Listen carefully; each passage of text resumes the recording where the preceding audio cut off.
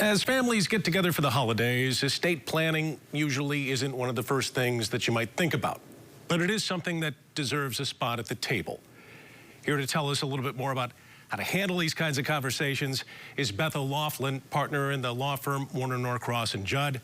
Beth, thanks for your time tonight. I'm guessing maybe not Christmas dinner, but a 30-minute convo with everyone in the same room might be helpful at this time of the year. Talk about that.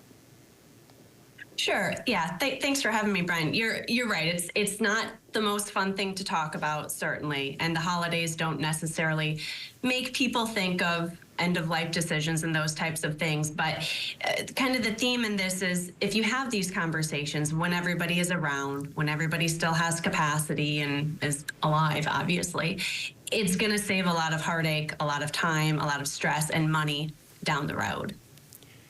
Talk about some of the tips, I guess. When you start going down this road in the process of estate planning, it can be so daunting.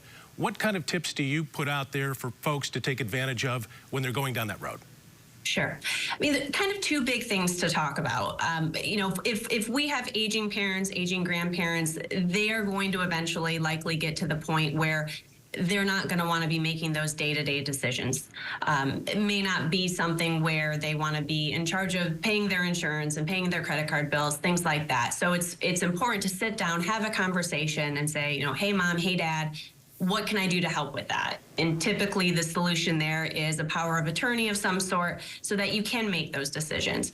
Similarly, medical decisions, sit down and put together, not yourself, but with your estate planning attorney, put together a medical power of attorney so you can make those decisions. Absolutely, and then because, as they always say, that tomorrow's not promised and you never know what happens in the event of an emergency. You don't want to be caught off guard. Right, exactly. And all of these things, again, to put together the document, fairly simple. But if you wait until somebody is at a position where they can no longer execute a document legally, then we're getting the court involved.